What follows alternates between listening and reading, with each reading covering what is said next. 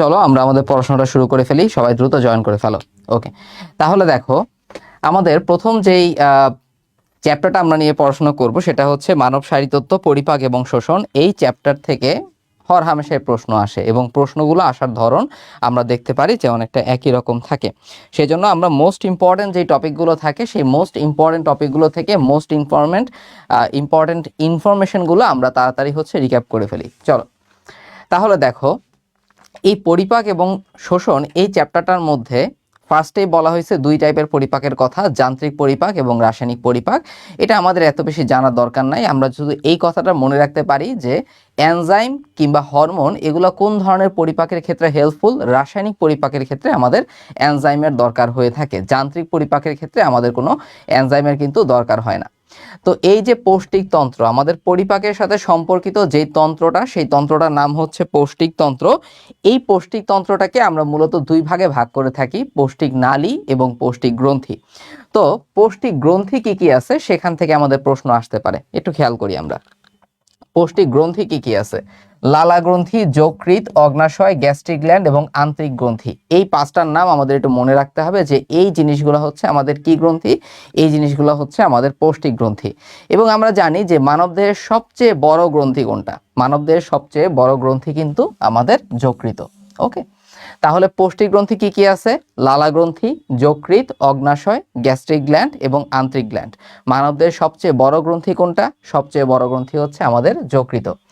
এখন আসি পৌষ্টিক নালীর মধ্যে। এই পৌষ্টিক নালী যেটার দৈর্ঘ্য প্রায় 8 থেকে 10 মিটার, এই পৌষ্টিক নালীর দৈর্ঘ্য হচ্ছে 8 থেকে 10 মিটার। এটা শুরু হয় কোথায়? মুখছিদ্র থেকে এটা শুরু হয় এবং এটা শেষ হয় হচ্ছে পায়ুতে। তাহলে মুখছিদ্র থেকে পায়ু পর্যন্ত বিস্তৃত হচ্ছে আমাদের পৌষ্টিক নালী। এখন এদের মধ্যে কিছু ব্যাপার আমাদের পড়তে হয়, যেমন গলবিলের দৈর্ঘ্য কত? 12.5 সেন্টিমিটার। আর অন্ন নালী অথবা ইসোফেগাসের দৈর্ঘ্য এর দ্বিগুণ। দ্বিগুণ মানে কত হয়? 23 থেকে দ্বিগুণ মানে কত হয়? 25 সেন্টিমিটার। সো আমাদের 23 থেকে 25 এই কথাটাই যে মনে রাখতে হবে ব্যাপারটা এরকম না। আমরা মনে রাখবো যে শুধুমাত্র 25 সেন্টিমিটার অন্ননালীর দৈর্ঘ্য, এই জিনিসটা আমরা মনে রাখবো। পাকস্থলীর দৈর্ঘ্য হয় 30 সেন্টিমিটার আর অর্ধেক করলে হয় এর প্রস্থ 15 সেন্টিমিটার। এরপরে মনে রাখতে হয় ক্ষুদ্রান্ত দৈর্ঘ্য কত? প্রায় 6 থেকে 7 মিটারের মতো ক্ষুদ্রান্তের দৈর্ঘ্য, আর বৃহদান্তের দৈর্ঘ্য হচ্ছে 1.5 মিটার। তাহলে কি কি বললাম ভাইয়া?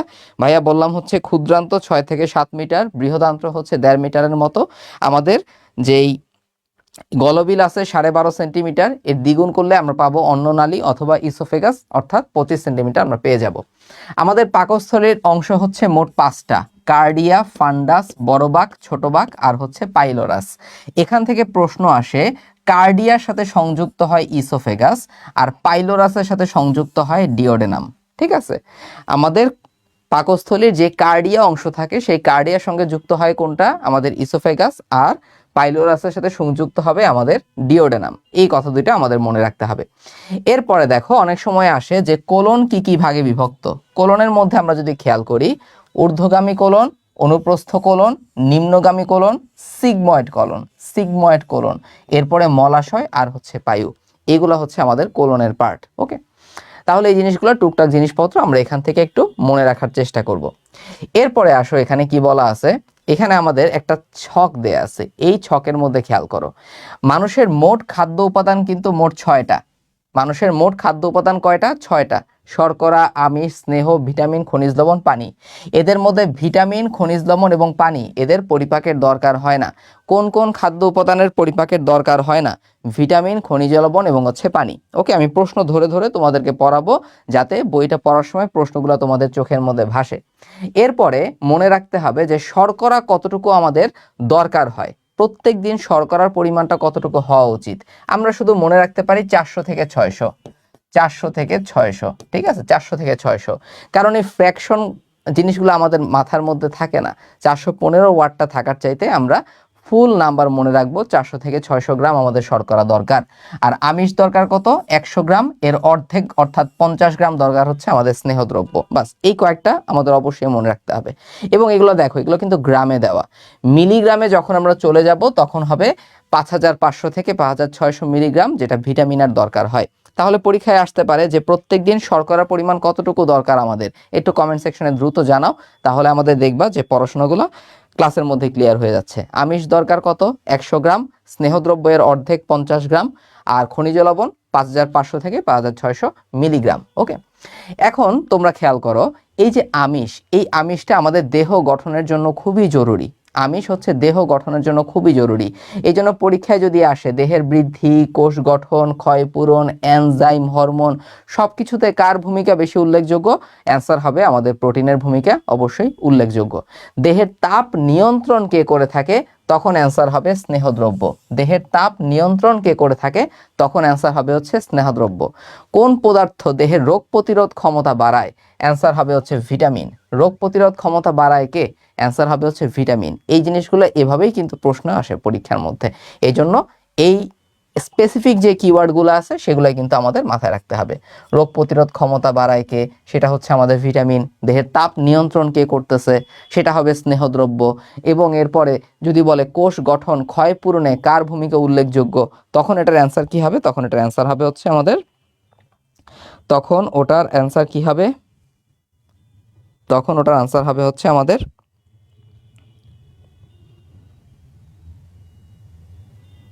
হুম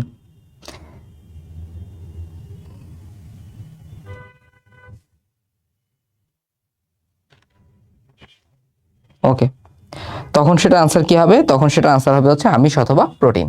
ওকে, গেল। এরপরে আমরা একটু খেয়াল করি যে এখানে এনজাইমের কথাগুলো বলা আছে, এই জিনিসগুলো খুবই বেসিক। যেমন নিচের কোনটি lipolytic enzyme? Lipase, phospholipase, cholesterol esterase, খুবই বেসিক কথাবার্তা, এগুলো তেমন পরীক্ষায় আসে না। পরীক্ষায় আসে যে মুখগহ্বরে কোন এনজাইম পাওয়া যায়, অগ্নাশয় থেকে নিঃসৃত এনজাইম কোনটা, সেটা আমরা এনজাইমের বড় একটা চার্ট আছে সেখান থেকে দেখে নিব। এরপরে চলো মুখগহ্বরে খাদ্য পরিপাক, সেখানে যদি আমরা যাই তখন আমাদের এই যে জিওবার অংশগুলো আমাদের আসে পরীক্ষায়, যে জিওবার কোন অংশ কি টাইপের স্বাদ গ্রহণ করতে পারে। যেমন একটু খেয়াল করো, আমাদের জিওবার যে অগ্রভাগ, এই অগ্রভাগ হচ্ছে মিষ্টতা। ঠিক আছে, জিওবার যে সামনের অংশ, সামনের অংশ মিষ্টি স্বাদ গ্রহণ করে। ওকে, আর সামনের দুই পাশে হচ্ছে লবণ। তাহলে সামনে কি কি আছে? মিষ্টি আছে আর লবণ আছে। অগ্রভাগে বা সামনের দিকে মিষ্টি, আর অগ্রভাগে দুই পাশে হচ্ছে নোনতা বা লবণাক্ত। ওকে, আর পুরো অংশ দেখো সুস্বাদু, এই জন্যই সেই টেস্ট। ঠিক আছে, এই জন্যই যাই খাই তাই মজা লাগে, আলহামদুলিল্লাহ। তো সুস্বাদু জিনিসটা দেখো জিহ্বার অনেক বড় একটা অংশ কিন্তু দখল করে আছে। আরে একদম পেছনের অংশ, করল্লার স্বাদ তুমি কোথায় গিয়ে পাবা? জিহ্বার লাস্টের দিকে, অর্থাৎ পেছনের দিকে, যেখানে আমরা তিক্ততা জিনিসটা পাই। আর একটু পাশ বরাবর দেখো টক অথবা অম্লতা। ওকে, তাহলে মনে থাকবে আমাদের সবার কি খাইতে বেশি ভালো লাগে? মিষ্টি খাইতে বেশি ভালো লাগে।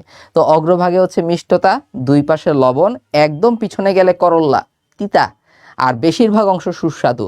পেছনের দুই পাশে হচ্ছে আমাদের অম্ল। ঠিক আছে, লেবু, তারপরে আমলকি, এই জিনিসগুলো স্বাদ আমরা ভালো পেয়ে থাকি। তো এই জিনিসটা আমাদের পরীক্ষায় আসতে পারে। এরপরে আমরা দেখো এখানে বেশ কিছু কথাবার্তা বলা আছে, তেমন কিছু আমাদের ইম্পর্টেন্ট না এখানে। আমরা এখন চলে যাব কোথায়? রাসায়নিক পরিপাক। রাসায়নিক পরিপাক বলতে কি বোঝানো হচ্ছে? মুখগহ্বরের রাসায়নিক পরিপাক। তো এখানে যখন আমরা আসব, পরীক্ষায় আসবে যে মুখগহ্বরে সাধারণত কোন ধরনের খাদ্যদ্রব্যের পরিপাকটা বেশি হয়। মুখগহ্বরে সাধারণত শুধুমাত্র শর্করা জাতীয় খাদ্যদ্রব্যের পরিপাকটাই কিন্তু বেশি হয়ে থাকে। ঠিক আছে, শুধুমাত্র শর্করা জাতীয় খাদ্যের পরিপাকটাই কিন্তু বেশি হয়ে থাকে।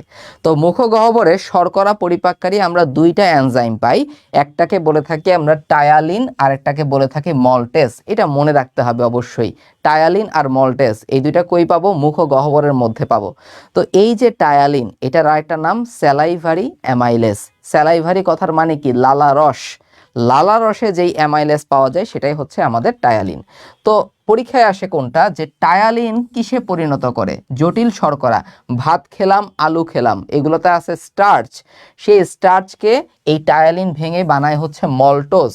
আর এই মল্টোজ, এই মল্টেজ এনজাইমটা সেই মল্টোজকে গ্লুকোজে পরিণত করে। আমরা জানি যে মল্টোজ হচ্ছে একটা ডাইস্যাকারাইড, এটা আমরা জানি অলরেডি যে মল্টোজ কি, এটা হচ্ছে একটা ডাইস্যাকারাইড। ওকে, এরপরে দেখো স্নেহ পরিপাক তেমন একটা খাদ্য পরিপাক হয় না। এবার আসো মানুষের দাঁতের মধ্যে আসি। তাহলে সবাই একটু কমেন্ট সেকশনে আমাকে একটু জানাও যে মুখগহ্বরের স্যালাইভারি অ্যামাইলেস এই এনজাইমের আরেকটা নাম কি, সেটা একটু আমাকে কমেন্ট সেকশনে জানাও। মুখগহ্বরের স্যালাইভারি অ্যামাইলেস এই এনজাইমের নাম কি, সেটা একটু আমাকে, আরেকটা নাম কি সেই জিনিসটা আমাকে দ্রুত একটু কমেন্ট সেকশনে জানিয়ে দাও তোমরা। ওকে, আচ্ছা, ওকে, ভেরি গুড। আচ্ছা ফাইন। তারপরে একটু খেয়াল করি আমরা মানুষের দাঁতের ক্ষেত্রে খেয়াল করি। দাঁতের ক্ষেত্রে একটু খেয়াল করো, মানুষের দাঁত হচ্ছে দুইবার গজায়, ঠিক আছে? যখন আমরা ছোট ছিলাম, ছোট থাকতে একবার দাঁত গজাইছিল, পরে আমরা ঠাস করে পড়ে গেলাম, সব দাঁতও পড়ে গেল। পড়ে যাওয়ার পরে দেখা গেল আবার সুন্দর সুন্দর চোখা চোখা দাঁত আবার গজাইছে। এই জন্য মানুষের দাঁতকে বলা হয় ডাইফায়োডন্ট। ডাই মানে হচ্ছে দুইবার দাঁত গজায়। তো যখন মানুষ হচ্ছে ছোট থাকে, অর্থাৎ আমাদের 2 থেকে 6 বছর, যখন বয়স থাকে 2 থেকে 6 বছর, তখন দাঁতের সংকেত কিরকম? 2102। এটা কি কোড আমরা জানি? ইনসিসর, ক্যানাইন, প্রিমোলার আর হচ্ছে মোলার। ওকে ওকে, তাহলে আমাদের 2 থেকে 6 বছর বয়সে যে দুধ দাঁত থাকে সেটার সংখ্যা হয় 20টা, এবং সেখানে কোনো প্রিমোলার টিথ কিন্তু থাকবে না। যখন তুমি ম্যাচিউর হলা, যখন তুমি যখন অ্যাডাল্ট হয়ে গেলা, তখন তোমার দন্ত সংকেত হয়ে যাবে কিরকম? 2123। ইনসিসর, ক্যানাইন, প্রিমোলার আর হচ্ছে মোলার। ওকে, তাহলে এই জিনিসগুলো আমাদের একটু রিক্যাপ করে নিব আমরা সুন্দর করে। ওকে, তাহলে এখন আমরা খেয়াল করি কোথায়? দন্ত সংকেত আমরা এখানে অলরেডি পড়ে ফেলছি। এরপরে আমরা চলে যাব পাকস্থলীতে খাদ্যের পরিপাকের মধ্যে। তাহলে একটু খেয়াল করো। তাহলে সবাই আমাকে একটু কমেন্ট সেকশনে জানিয়ে দাও যে পাকস্থলীর কার্ডিয়া অংশে কোন জিনিসটা উন্মুক্ত হয়। পাকস্থলীর কার্ডিয়া অংশে কোন জিনিসটা উন্মুক্ত হয়, সেই জিনিসটা আমাকে দ্রুত একটু কমেন্ট সেকশনে জানাও তোমরা। ওকে, দ্রুত আমাকে কমেন্ট সেকশনে জানাও যে পাকস্থলীর কার্ডিয়া অংশে কোন অংশ উন্মুক্ত হয়। আচ্ছা, তো পাকস্থলীর অংশ কোনটা কোনটা আমরা জানি? 5টা অংশ। কার্ডিয়া আছে, ফান্ডাস আছে। এই যে ফান্ডাস, গম্বুজের মতো যে অংশটা পাকস্থলী, সেটা নামই হচ্ছে ফান্ডাস। এখানে কার্বন ডাইঅক্সাইড গ্যাস বা ফান্ডিক গ্যাস জমা হয়। এরপরে আছে বড় বাক, ছোট বাক এবং আছে পাইলোরাস। এই পাইলোরাসের সাথেই কিন্তু আমাদের ডিওডেনামটা সংযুক্ত হয়, আমরা এটা জানি। এবং এই ডিওডেনাম কার পার্ট? এটা হচ্ছে ক্ষুদ্রান্তর পার্ট। ওকে, এটা হচ্ছে ক্ষুদ্রান্তর পার্ট। ওকে, ভেরি গুড। অন্ননালী সংযুক্ত হবে, ভেরি গুড। আচ্ছা, তারপরে একটু আমরা এখানে খেয়াল করি যান্ত্রিক পরিপাক। পাকস্থলীর ক্ষেত্রে যান্ত্রিক পরিপাকের মধ্যে কিছু কথা এখানে আছে, যেমন দেখতে পারো যে মুখ থেকে চর্বিত খাদ্য যখন অন্ননালী হয়ে পাকস্থলীতে আসে, সেখানে 4 থেকে 9 ঘন্টার মতো অবস্থান করতে পারে। চলে আসো রাসায়নিক পরিপাকের মধ্যে।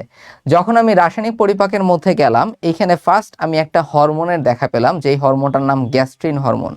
আমাদের পরিপাকের কাজে অনেকগুলো হরমোন একসাথে কাজ করে থাকে, এবং এই হরমোনগুলো কোত্থেকে আসে এবং প্রত্যেকটা হরমোনের স্পেসিফিক কিন্তু কিছু টাস্ক আছে। এটা একটা বক্স আছে, সেই বক্স থেকে আমরা সুন্দর করে দেখে নিব যে কোন কোন হরমোন কোথায় গিয়ে মূলত কাজ করতে পারে। ওকে, তাহলে চলো বাকি জিনিসগুলো আমরা দেখতে থাকি।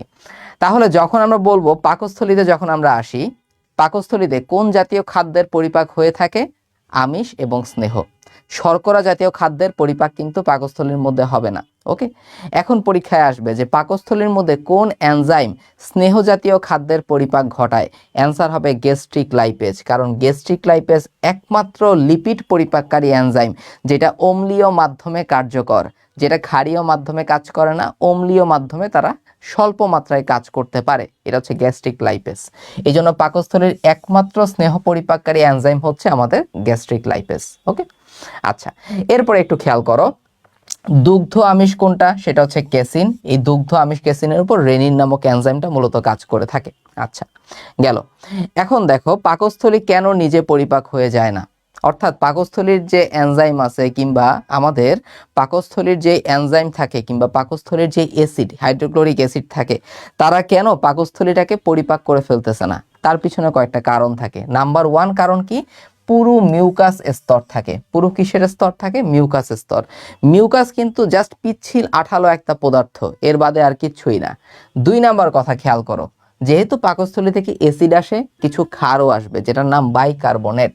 এই জন্য নিউট্রালাইজ করে ফেলে পাকস্থলীর ওয়ালকে বা প্রাচীরকে, তারা কোনোভাবেই কিন্তু ক্ষয় করতে পারে না। 3 নাম্বার খেয়াল করো, প্রোটিন পরিপাককারী যেই এনজাইমটা, সেটার নাম হচ্ছে পেপসিনোজেন।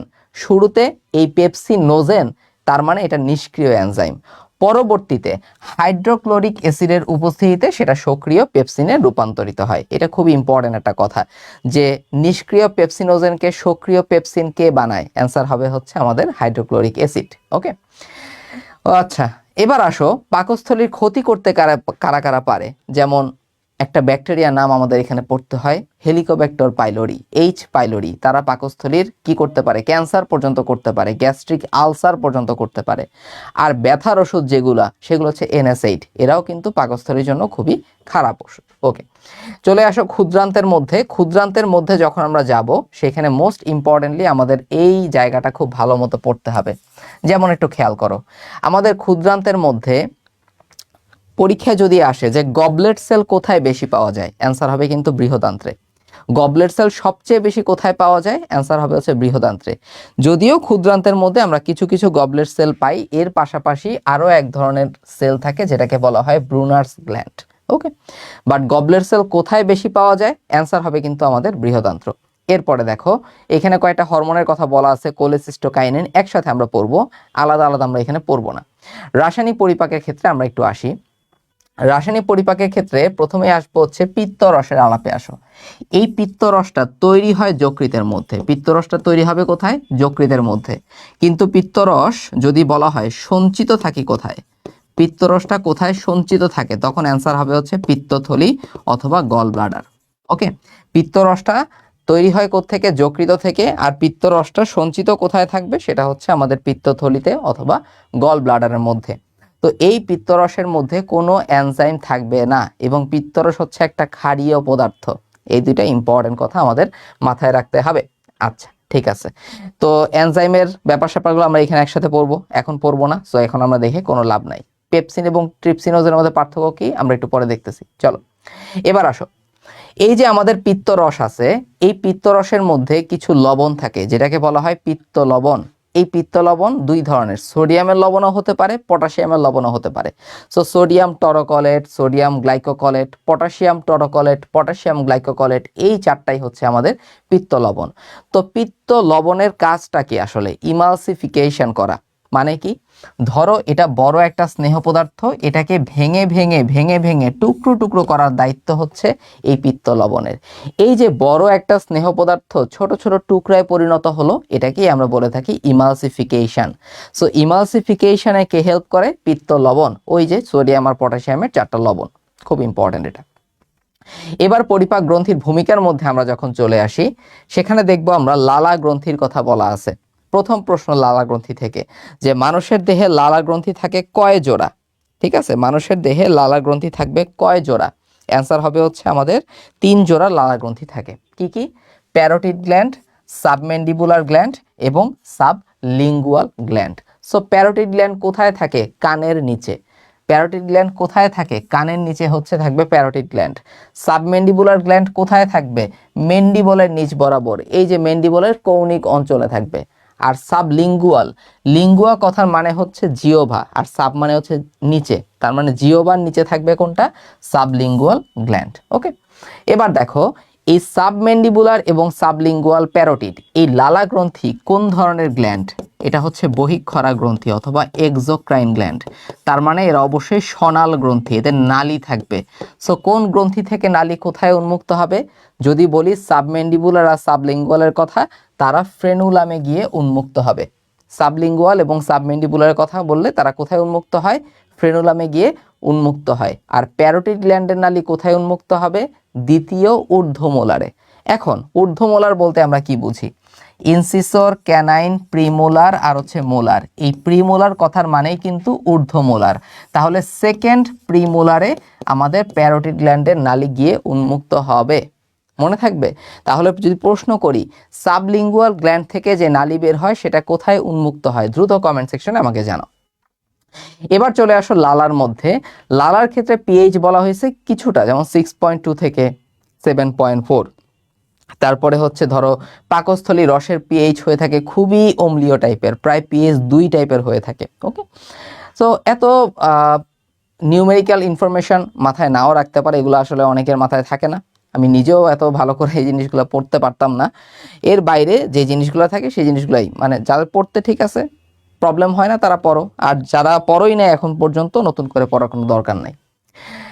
এরপরে আমরা একটু চলে আসি যে লালারসের কাজের ব্যাপারগুলো একটু খেয়াল করতে হবে আমাদের, একটু খেয়াল করি। এই 3টা পয়েন্ট, এই 4টা পয়েন্ট আমাদের খুব ইম্পর্টেন্ট। যে প্রথম যে পয়েন্টটা বলছে মিউসিন, এই মিউসিন কিন্তু বা মিউকাস দুইটা কিন্তু আঠালো পিচ্ছিল পদার্থ। মিউসিন বা মিউকাস দুইটাই কিন্তু আঠালো বা পিচ্ছিল পদার্থ। সো এই মিউসিনের যে কাজ, তারা কি, তারা হচ্ছে খাবারটাকে মূলত পিচ্ছিল করে থাকে। 2 নাম্বারটা বলছে হচ্ছে আমাদের ক্লোরাইড, Cl মাইনাস, এই ক্লোরাইডের কাজ স্যালাইভারি অ্যামাইলেজকে সক্রিয় করা। তোমরা একটু কমেন্ট সেকশনে আমাকে জানাও যে নিষ্ক্রিয় পেপসিনোজেনকে কে সক্রিয় করে থাকে। এটা একটু আমাকে কমেন্ট সেকশনে জানাও যে নিষ্ক্রিয় পেপসিনোজেনকে কে সক্রিয় করে থাকে। এটা দ্রুত আমাকে একটু কমেন্ট সেকশনে জানাও তোমরা। ওকে, নিষ্ক্রিয় পেপসিনোজেনকে কারা সক্রিয় করে থাকে এই জিনিসটা দ্রুত আমাকে একটু কমেন্ট সেকশনে জানাও। ওকে, তাহলে স্যালাইভারি অ্যামাইলেজকে কে সক্রিয় করে থাকে? আমাদের ক্লোরাইড। আচ্ছা, গেল। এরপরে দেখো বাইকার্বনেট এখানে অবশ্যই থাকবে। এই বাইকার্বনেট আমরা কিন্তু পাকস্থলীর রসের ক্ষেত্রে পাইছিলাম, যেখানে বাইকার্বনেট থাকার জন্য এটা একটা প্রোটেক্টিভ ফ্যাক্টর হিসেবে কাজ করে থাকে আমাদের পাকস্থলীর মধ্যে, তাই না? ওকে, এবার চলে যাব হচ্ছে যকৃতের মধ্যে। এই যে আমাদের যকৃত আছে, এই যকৃত হচ্ছে মানবদেহের সবচেয়ে বড় এবং সবচেয়ে গুরুত্বপূর্ণ গ্রন্থি। এটা হচ্ছে প্রথম প্রশ্ন। এবং এই যকৃত কিন্তু একটা মিশ্র গ্রন্থি আমরা বলতে পারি, কারণ এখান থেকে আমাদের কয়েকটা হরমোনও কিন্তু অলরেডি আসে। তো যকৃত থেকে কি কি প্রশ্ন আসে? এই যে যকৃত আছে সেটার পর্দার নাম কি অথবা আবরণীর নাম কি? আবরণীর নামটা হচ্ছে গ্লিসন্স ক্যাপসুল। ঠিক আছে, পর্দা অথবা আবরণীর নামটা কি? পর্দা বা আবরণীর নামটা হচ্ছে আমাদের গ্লিসন্স ক্যাপসুল। পর্দা বা আবরণীর নামটা কি? পর্দা বা আবরণীর নামটা হচ্ছে আমাদের গ্লিসন্স ক্যাপসুল। ওকে, পর্দা বা আবরণীর নামটা কি? সেটা হচ্ছে আমাদের গ্লিসন্স ক্যাপসুল। এবার দেখো এই যে যকৃত আছে সেটার খণ্ডের সংখ্যা কয়টা? 4টা, ডান, বাম, কোয়াড্রেট আর হচ্ছে কর্ডেট।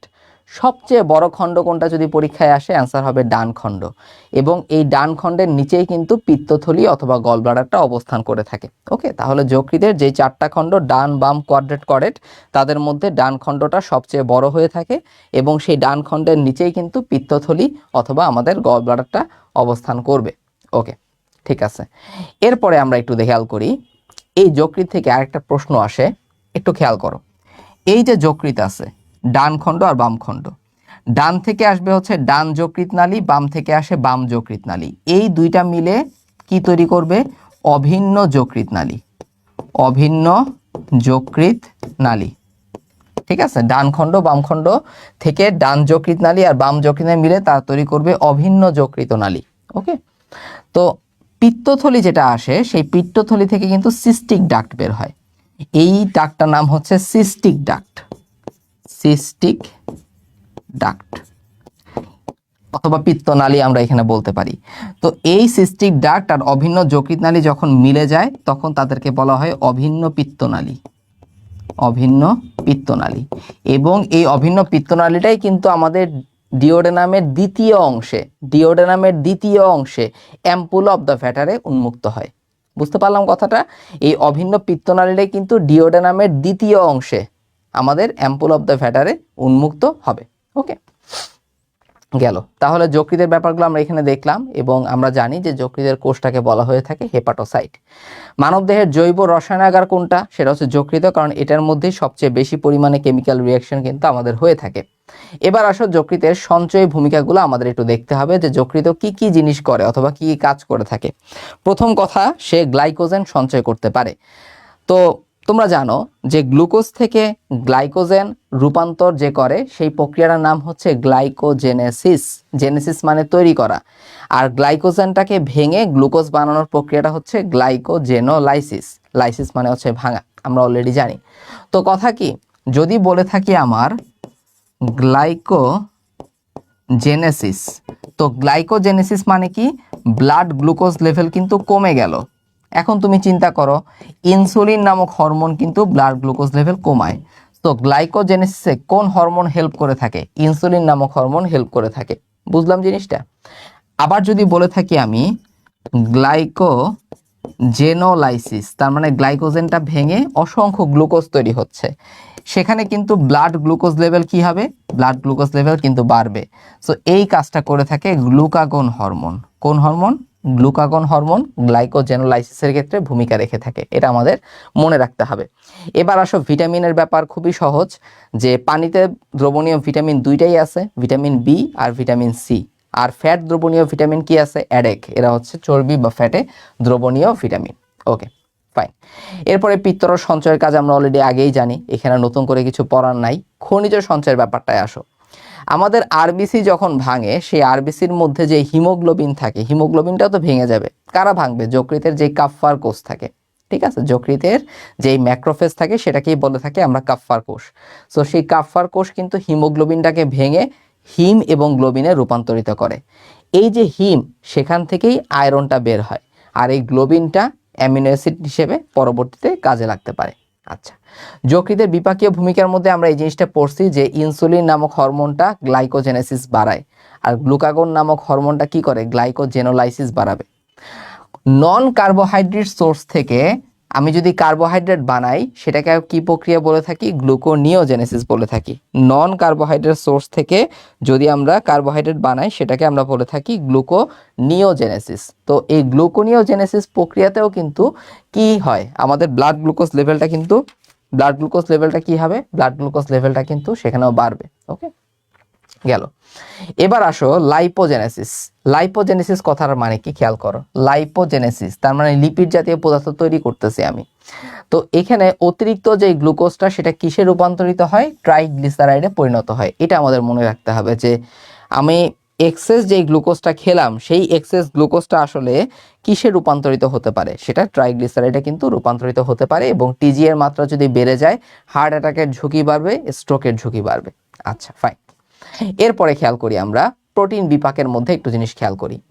দেখো, অ্যামিনো অ্যাসিড, এই অ্যামিনো অ্যাসিডের মধ্যে দুইটা কার্যকরী মূলক থাকে। একটা হচ্ছে আমাদের কার্বক্সিল মূলক, আর একটা হচ্ছে আমাদের অ্যামিনো মূলক।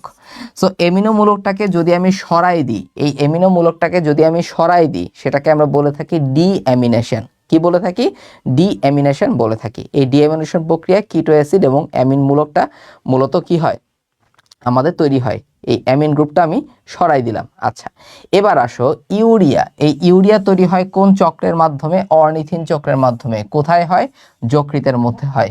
এই কয়েকটা প্রশ্নই আসবে। কি কি প্লাজমা প্রোটিন আমাদের যকৃতের মধ্যে তৈরি হয়? খেয়াল করো, গামা গ্লোবিউলিন ছাড়া সব ধরনের প্লাজমা প্রোটিন। এখন প্রশ্নে যদি আসে যে গামা গ্লোবিউলিনটা কি, এটা হচ্ছে একটা অ্যান্টিবডি। এই গামা গ্লোবিউলিন বা অ্যান্টিবডি বাদে বাকি যতগুলো আমাদের প্লাজমা প্রোটিন আছে সবগুলাই কিন্তু আমাদের যকৃতের মধ্যেই কিন্তু সংশ্লেষিত হবে। তো পরীক্ষায় স্পেসিফিক্যালি আসে কোন কোন ব্লাড ক্লটিং ফ্যাক্টর আমাদের যকৃতের মধ্যে তৈরি হয়। ওকে, সো কিভাবে মনে রাখবো আমরা? 1, 2, 5, 7, তারপরে আছে 9 থেকে 12। 1, 2, 5, 7, 9 থেকে 12 এই কয়েকটা ব্লাড ক্লটিং ফ্যাক্টর আমাদের যকৃৎ তৈরি করে থাকে। খুবই ইম্পর্টেন্ট জিনিস। 1, 2, 5, 7, 9 থেকে 12 এই সবগুলো ব্লাড ক্লটিং ফ্যাক্টর কিন্তু কোত্থেকে তৈরি হবে? আমাদের যকৃৎ থেকে আমাদের তৈরি হবে। এখন কোন হরমোনটা আমাদের যকৃৎ থেকে আসে? অ্যানজিওটেনসিনোজেন নামক যেই হরমোন আছে সেই হরমোনটা কিন্তু আমাদের যকৃৎ থেকে আসে। ওকে, এবং এরা মূলত ব্লাড প্রেশার কন্ট্রোলের সাথে জড়িত।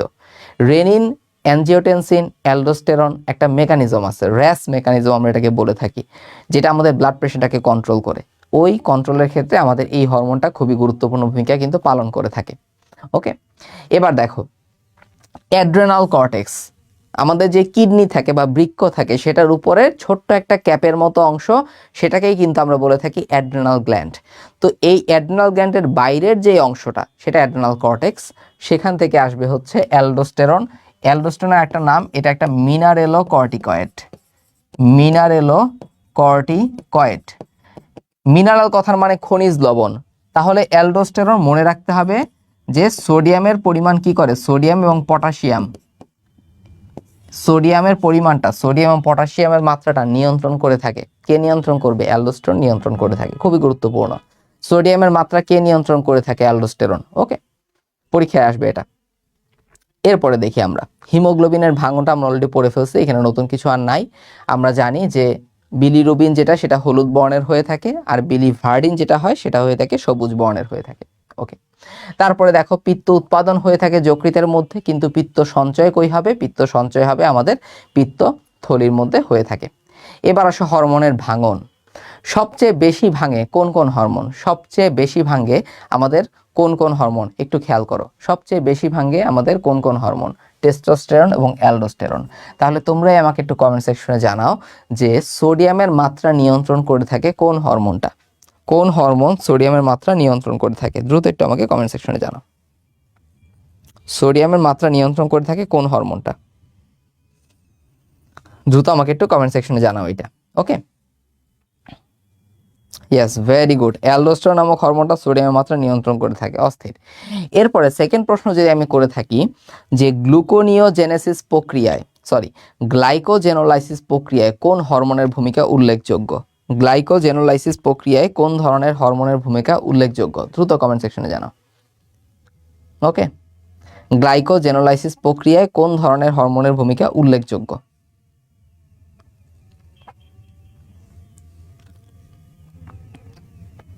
ইয়েস, গ্লাইকোজেনোলাইসিস যদি বলি তখন হবে গ্লুকাগন হরমোন, আর গ্লাইকোজেনেসিস বললে তখন হবে insulin hormone. Very good. Okay, তাহলে আমরা নেক্সটে প্রসিড করি।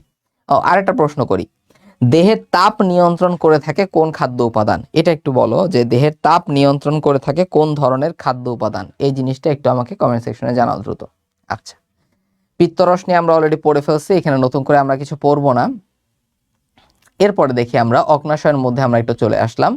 এই অগ্নাশয়ের দিকে যদি আমরা একটু তাকাই, এই অগ্নাশয় হচ্ছে একটা মিশ্র গ্রন্থি, তার মানে একই সাথে এরা কিন্তু বহিঃক্ষরা হিসেবেও কাজ করে থাকে, অন্তঃক্ষরা গ্রন্থি হিসেবেও কাজ করে থাকে। বহিঃক্ষরা যে গ্রন্থিগুলো থাকে তাদের মেইন কাজ হচ্ছে তারা এনজাইম ক্ষরণ করে থাকে এবং তাদের কিন্তু নালী থাকবে, কিন্তু অন্তঃক্ষরা গ্রন্থিগুলো অনাল গ্রন্থি, অতে অন্তঃক্ষরা অতে অনাল, তাদের কোনো নালী থাকবে না, সেখান থেকে হরমোন আসবে এবং সেই হরমোনটা ব্লাড বা রক্তস্রোতের মাধ্যমে দূরবর্তী কোনো একটা জায়গায় গিয়ে কাজ করতে পারে। এটা হচ্ছে আমাদের অন্তঃক্ষরা গ্রন্থির বৈশিষ্ট্য।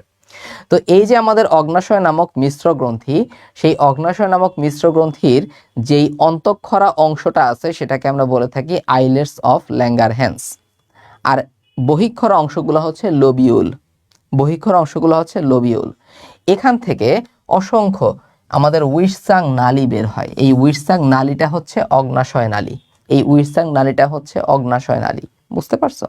এটার সঙ্গেই কিন্তু আমাদের অভিন্ন পিত্তনালীটা যখন যুক্ত হবে সেটা ডিওডেনামের দ্বিতীয় অংশে অ্যাম্পুল অফ দ্য ভ্যাটারের মাধ্যমে উন্মুক্ত হবে। ওকে, সো ডিওডেনামের তিনটা অংশ থাকে, first part, second part, third part.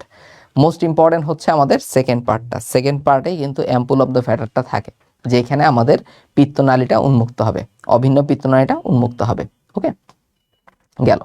এবার আসো, অন্তঃক্ষরা গ্রন্থির মধ্যে আমরা 4 ধরনের কোষ দেখতে পাই, আলফা, বিটা, ডেল্টা এবং প্যানক্রিয়াটিক পলিপেপটাইড সেল। আলফা থেকে আসবে গ্লুকাগন, বিটা থেকে আসবে ইনসুলিন, ডেল্টা থেকে সোমাটোস্ট্যাটিন, আর প্যানক্রিয়াটিক পলিপেপটাইড থেকে গামা সেল। সো আমাদের আলফা যেইটা সেটা ব্লাড গ্লুকোজ লেভেল বাড়ায়, বিটা ব্লাড গ্লুকোজ লেভেল কমায়, সোমাটোস্ট্যাটিন সব কিছুর ক্ষরণ কমাবে, সোমাটোস্ট্যাটিন সব কিছুর ক্ষরণ কমাবে, আর প্যানক্রিয়াটিক যে পলিপেপটাইড থাকে এটার একটা নাম হচ্ছে গামা কোষ। ওকে, সেটার নাম কি? সেটার নাম হচ্ছে আমাদের গামা কোষ। বুঝতে পারলাম? ওকে, এবার দেখি তোমরা একটু বলো যে যকৃতে কোন কোন হরমোন সবচেয়ে বেশি পরিমাণে সবচেয়ে দ্রুত ধ্বংস হয়ে থাকে, এটা একটু আমাকে কমেন্ট সেকশনে বলো। এবার চলে আসো আমরা পরিপাকে অগ্নাশয়ের ভূমিকার ক্ষেত্রে এবার আমরা আসবো হচ্ছে গ্যাস্ট্রিক গ্ল্যান্ডের মধ্যে আগে পড়ি, পাকস্থলী। সো পাকস্থলী থেকে মেইনলি আমাদের কোষগুলো আগে পড়তে হবে। যেমন দেখো, অক্সেন্টিক সেল থেকে কি আসে, সেখান থেকে এই অক্সেন্টিক সেলের একটা নাম হচ্ছে প্যারাইটাল সেল, যেই প্যারাইটাল সেল থেকে আমার আসবে হাইড্রোক্লোরিক অ্যাসিড। 2 নম্বরে বলা হয়েছে হচ্ছে আমাদের মিউকাস কোষ, এখান থেকে আমাদের পিচ্ছিল পদার্থ মিউকাসটা আসবে। আর্জেন্টাফাইন, সেখান থেকে আসবে হচ্ছে আমাদের কোনটা আসবে, আমাদের সেরোটোনিন, খুবই ইম্পর্টেন্ট। সো সেরোটোনিনের মেইন কাজ হচ্ছে কি, সেরোটোনিন কিন্তু ব্লাড ভেসেল সংকুচিত করে বা রক্তনালিকাকে সংকুচিত করে, কে? সেরোটোনিন কিন্তু সংকুচিত করে। এটা একটা এক্সট্রা ইনফো মনে রাখবা। এবং একই সাথে তারা পেরিস্টালসিস প্রক্রিয়াটাকে মূলত নিয়ন্ত্রণ করে থাকে। কারা? আর্জেন্টাফাইন কোষ থেকে সেরোটোনিন আসে মানে আর্জেন্টাফাইন, সেতে হচ্ছে আমাদের সেরোটোনিন। আর জাইমোজেনিক যে কোষগুলো সেগুলোকে আমরা বলে থাকি চিফ সেল। চিফ সেল কেন বলি? কারণ এই সেলগুলো থেকেই কিন্তু আমাদের পাকস্থলীর যেই এনজাইমগুলা, পরিপাককারী যেই রসটা, সেই রসটা আসবে কোত্থেকে? এই জাইমোজেনিক কোষ থেকে, যেখানে থাকে আমাদের চিফ সেল। ওকে, গ্যাস্ট্রিন কোষ থেকে আমাদের আসে গ্যাস্ট্রিন নামক হরমোন। এই গ্যাস্ট্রিন নামক হরমোনের কারণে এনজাইমগুলা কিংবা হাইড্রোক্লোরিক অ্যাসিড কিন্তু ক্ষরণ হওয়া শুরু হয়। আরেকটা আছে এন্টেরোক্রোমাফিন সেল, সেখান থেকে আসবে হচ্ছে হিস্টামিন। ওকে, সো পরীক্ষায় খুব বেশি পরিমাণে আসে 2টা জিনিস, একটা হচ্ছে এই যে এন্টেরোক্রোমাফিন সেল থেকে কি আসে, হিস্টামিন আসে, ওকে, আর আর্জেন্টাফাইন থেকে কি আসবে? সেরোটোনিন আসবে, মনে যেন থাকে।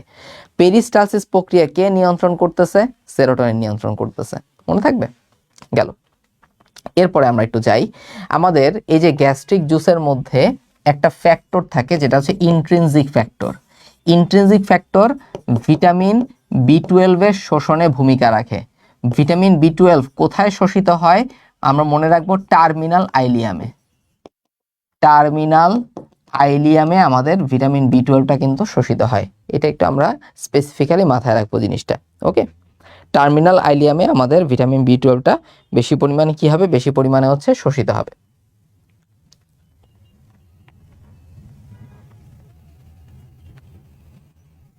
ওকে, টার্মিনাল আইলিয়ামে ভিটামিন B12টা কি হবে? বেশি পরিমাণে হচ্ছে শোষিত হবে। গেল।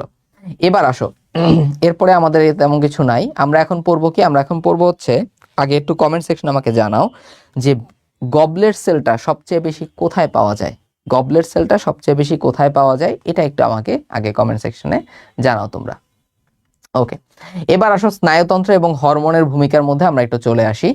যখনই আমরা স্নায়ুতন্ত্রের ক্ষেত্রে যাই, আমাদের মনে রাখতে হয় যে দুইটা প্লেক্সাস আছে, একটা হচ্ছে এক্সট্রিনজিক, তার মানে এটা বাইরের দিকে থাকবে, আর ভেতরে থাকে হচ্ছে ইন্ট্রিনজিক প্লেক্সাস। প্লেক্সাস মানে কি? সবগুলো স্নায়ুগুলো একত্রে এরকম জালের মতো জড়িয়ে থাকে, এজন্য এগুলোকে বলা হয় হচ্ছে স্নায়ু জালিকা বলা হয়ে থাকে। তো একটু খেয়াল করো, আমাদের এই যে এক্সট্রিনজিক প্লেক্সাস, এটার মেইন কাজ কি? এটার মেইন কাজ হচ্ছে আমাদের পেরিস্টালসিস প্রক্রিয়াটাকে মূলত নিয়ন্ত্রণ করে। একটু খেয়াল করো, যেমন এগুলো হচ্ছে স্বয়ংক্রিয় স্নায়ুতন্ত্রের সিম্প্যাথেটিক আর প্যারাসিম্প্যাথেটিক শাখা থেকে আগত। ওকে, এবং এগুলা মূলত কিসের কাজ নিয়ন্ত্রণ করে থাকে? পরিপাকের কাজ নিয়ন্ত্রণ করে থাকে বাইরে থেকে। আচ্ছা, খাদ্যের প্রতি সাড়া দেওয়া। মোস্ট ইম্পর্টেন্টলি পরীক্ষায় আসবে হচ্ছে ইন্ট্রিনজিক প্লেক্সাস, এটাই হচ্ছে মেইন প্লেক্সাস। ওকে, যদি আমরা পরিপাকের ক্ষেত্রে স্নায়ুর ভূমিকা নিয়ে কথা বলি, তাহলে মেইনলি আমাদের কথা বলতে হবে এই ইন্ট্রিনজিক প্লেক্সাস নিয়ে, যেটার মধ্যে দুইটা পার্ট। মায়েন্টারিক, মায়েন কথার আসতে হচ্ছে মাসেল থেকে, মাসেল অথবা মাংসপেশি। তার মানে মাংসপেশির যে পেরিস্টালসিস প্রক্রিয়াটা সেটা নিয়ন্ত্রণ কে করে থাকে? এই মায়েন্টারিক প্লেক্সাস বা মায়োন্টারিক স্নায়ুজালিকা। আর ক্ষরণের কাজটা নিয়ন্ত্রণ করবে সাবমিউকোসাল। ক্ষরণের কাজটা কে নিয়ন্ত্রণ করবে? ক্ষরণের কাজটা নিয়ন্ত্রণ করে থাকে হচ্ছে সাবমিউকোসাল। ওকে, সমস্যা? ওকে, তাহলে ক্ষরণের কাজটা কে নিয়ন্ত্রণ করে? ক্ষরণের কাজটা নিয়ন্ত্রণ করে থাকে হচ্ছে সাবমিউকোসাল। ওকে, তাহলে যদি বলি যে পেরিস্টালসিস প্রক্রিয়া কে নিয়ন্ত্রণ করতেছে, তখন অ্যান্সার হবে কোনটা? আমাদের মায়োন্টারিক। আর যদি বলি ক্ষরণের কাজটা কে নিয়ন্ত্রণ করতেছে, তখন এটা হবে হচ্ছে সাবমিউকোসাল। ওকে, এরপর একটু খেয়াল করো, এরপর একটু খেয়াল করি আমরা গ্যাস্ট্রিক জুস ক্ষরণ। এই গ্যাস্ট্রিক জুস ক্ষরণের ক্ষেত্রে তিনটা পর্যায়ের কথা বলা আছে। স্নায়বিক, একটা হচ্ছে আমাদের গ্যাস্ট্রিক পর্যায়, আর একটা হচ্ছে আন্ত্রিক পর্যায়। মেইনলি যদি বলা হয়ে থাকে যে পরিপাকের ক্ষেত্রে কোন ধরনের স্নায়ুর ভূমিকা উল্লেখযোগ্য, তখন আসবো হচ্ছে আমরা ভ্যাগাস স্নায়ু। একটা মাত্র স্নায়ুর কথাই এখানে লেখা থাকে করোটিক স্নায়ুর মধ্যে, যেটা হচ্ছে ভ্যাগাস স্নায়ু। এই ভ্যাগাস স্নায়ুর ভূমিকাই কিন্তু আমাদের পরিপাকের ক্ষেত্রে সবচেয়ে বেশি। এবার দেখো, এই যে আন্ত্রিক পর্যায়ের মধ্যে দুইটা হরমোনের কথা লেখা আছে, কোলেসিস্টোকাইনিন এবং হচ্ছে আমাদের সিক্রেটিন। আমরা মনে রাখবো এই যে কোলেসিস্টোকাইনিনটা হরমোন আছে, কোনটার কি কাজ? সিক্রেটিন মানে হচ্ছে সিক্রেশন। তো মেইন কথা, তারা কিসের সিক্রেশন কমাবে? গ্যাস্ট্রিক সিক্রেশন কমাবে। ওকে, গ্যাস্ট্রিক জুস বা গ্যাস্ট্রিক রসের সিক্রেশন কমায় কে? এই সিক্রেটিন নামক হরমোনটা। আর কোলেসিস্টোকাইনিনের মেইন কাজ কি? মেইন কাজ হচ্ছে মেইনলি পাকস্থলী থেকে খাদ্যটা ডিওডার্মে আসবে। এখন তুমি চিন্তা করো, পাকস্থলীতে যতখানি খাদ্য ছিল, হুট করে পুরো খাদ্য যদি ডিওডার্মে চলে আসে, তাহলে তো ঠিকমতো পরিপাক হবে না। এই জন্য আমার আস্তে আস্তে অল্প অল্প পরিমাণে খাদ্য ডিওডার্মে আসতে হবে। এই কাজটাই করে থাকে মেইনলি কোলেসিস্টোকাইনিন। ওকে, আর সিক্রেটিনের মেইন কাজ হচ্ছে আমাদের গ্যাস্ট্রিক জুসের ক্ষরণটাকে বন্ধ করা। আমরা এটা দেখব। এবং এবার আসি পরিপাকে হরমোনের ভূমিকা। তো এই হরমোনের ভূমিকার মধ্যে যখনই আমরা আসলাম, আমাদের জিনিসটাকে একটু ছোট করতে হবে। কিভাবে আমরা ছোট করব একটু খেয়াল করো। প্রথম প্রশ্ন, যে ইলিয়াম থেকে কোন কোন হরমোন আসে? ঠিক আছে, প্রথম প্রশ্ন কি? ইলিয়াম থেকে আমাদের কোন কোন হরমোন আসে? মেইনলি মনে রাখবা এই এন্টেরোকাইনিন আর পেপটাইড YY, এই দুইটা আসবে কোত্থেকে? আমাদের ইলিয়ামের প্রাচীর থেকে আসবে এই দুইটা, এন্টেরোকাইনিন আর হচ্ছে পেপটাইড YY। ওকে, এরপরে পরীক্ষায় আসবে YY কথা কিভাবে মনে রাখবা? তোমরা তো জানো যে স্লোলি কথার মানে কি, ধীরে ধীরে। তাহলে পেপটাইড ওয়াই ওয়াই এই স্লোলি কাজটা করবে। কিসের স্লোলি? দেখো, ধীর গতিতে খাদ্য যেন প্রবাহিত হয় সেই কাজটা নিয়ন্ত্রণ করে থাকে আমাদের পেপটাইড ওয়াই ওয়াই। বুঝতে পারছো? ওকে, এটা মেনলি আমাদের মনে রাখতে হবে। এরপরে পরীক্ষায় আসবে যে প্যানক্রিওজাইমিন এই হরমোনের আরেকটা নাম কি? এই হরমোনের একটা নাম হচ্ছে কোলেসিস্টোকাইনিন। এখন প্যানক্রিওজাইমিন কেন বলা হচ্ছে? প্যানক্রিয়া এই কথাটা আসছে প্যানক্রিয়াস বা অগ্নাশয় থেকে। তা কোলেসিস্টোকাইনিন যে হরমোনটা থাকে সেটা কিন্তু অগ্নাশয়ের বৃদ্ধিটাকে বা অগ্নাশয় রসের ক্ষরণটাকে উদ্দীপ্ত করতে পারে। এই জন্য এটাকে মূলত বলা হয়ে থাকে প্যানক্রিওজাইমিন। প্রথম আবিষ্কৃত হরমোন কোনটা? অ্যান্সার হবে হচ্ছে সিক্রেটিন। সিক্রেটিন দেখা যায় অগ্নাশয়ের ক্ষরণ বাড়ায়, পিত্তরসের ক্ষরণ বাড়ায়, কিংবা আন্ত্রিক জুসের ক্ষরণ বাড়ায়। শুধুমাত্র গ্যাস্ট্রিক জুসের ক্ষরণ কমাবে কে? আমাদের এই সিক্রেটিন। গ্যাস্ট্রিক জুসের ক্ষরণ কমাবে কে? আমাদের এই সিক্রেটিন। মনে থাকবে জিনিসটা? আচ্ছা, মেইনলি এই কয়েকটা জিনিস পরীক্ষায় খুব বেশি পরিমাণে আসে। এরপরে আসো, আমাদের যেই অগ্নাশয় আছে সেই অগ্নাশয়ের অন্তঃক্ষরা গ্রন্থিগুলোকে আমরা বলছিলাম আইলেটস অফ ল্যাঙ্গারহ্যান্স। সো সেখানে আমরা 4 ধরনের কোষ পাইছিলাম, আলফা, বিটা, ডেল্টা, আর হচ্ছে কি আমাদের পিপি সেল। তো সেই প্যানক্রিয়াটিক পলিপেপটাইড যেটা আছে এটা কোত্থেকে আসবে? এটা অগ্নাশয় থেকে আসবে। এই কথাটা মনে রাখবা। ওকে, গেল। এরপরে দেখো, আর বাকি যে জিনিসগুলো আছে যেমন ভিল্লিকাইনিন, ভিলাইয়ের কার্যক্ষমতা বাড়ায় অথবা শোষণের সাথে জড়িত। ভিল্লিকাইনিনটা কি এর সাথে জড়িত? শোষণের সঙ্গে জড়িত। ওকে, এরপরে লাস্টের কয়েকটা জিনিস খেয়াল করো। যেমন যখন তোমার খিদা লাগে তখন তোমার আস্তা দুনিয়া গিল্লা খাইতে মন চায়, তার মানে গ্রেলিন নামক হরমোনটা ক্ষুধা উদ্রেক করবে। গ্রেলিন নামক হরমোনটা কি করবে? ক্ষুধা উদ্রেক করে থাকে। ওকে, এটা খুব ইম্পর্টেন্ট। আরেকটা জিনিস দেখো, যে খাবার যখন তুমি খেয়ে ফেলো তখন তৃপ্তি কখন হবে? তখন পেপটাইড ওয়াই ওয়াই হরমোনটা খরিতে হবে। তো যখন তোমার খিদা লাগছে তখন আসবে গ্রেলিন হরমোন, যখন তোমার খিদা মিটে গেছে তখন আসবে হচ্ছে পেপটাইড ওয়াই ওয়াই হরমোন। এই কয়েকটা স্পেসিফিক্যালি মাথায় রাখবা হরমোন সংক্রান্ত ব্যাপারে, এর বেশি কিছু লাগবে না। এবার আসি আমরা এনজাইমের চার্টের মধ্যে, সেখান থেকে কি কি জিনিস পড়বা দেখো। মুখবিবরের মধ্যে আমাদের 2 ধরনের এনজাইম, একটা টায়ালিন আর একটা মল্টেস আমরা জানি, এবং এই টায়ালিনটাকেই কিন্তু বলা হয় স্যালাইভারি অ্যামাইলেস, আমরা তো জানি এটা। এরপরে আসবে পাকস্থলীতে কোন কোন খাদ্যদ্রব্যের পরিপাক হয়? আমিষ এবং স্নেহ। স্নেহ পরিপাককারী একমাত্র লিপিড পরিপাককারী এনজাইম আছে গ্যাস্ট্রিক লাইপেজ। পাকস্থলীতে সেটা নিঃসৃত হয়, যেটা অম্লীয় মাধ্যমে কাজ করতে পারে। সো পাশে আমি লিখে দিব পিএইচ কম, অম্লীয় মাধ্যমে সেটা কাজ করতে পারে।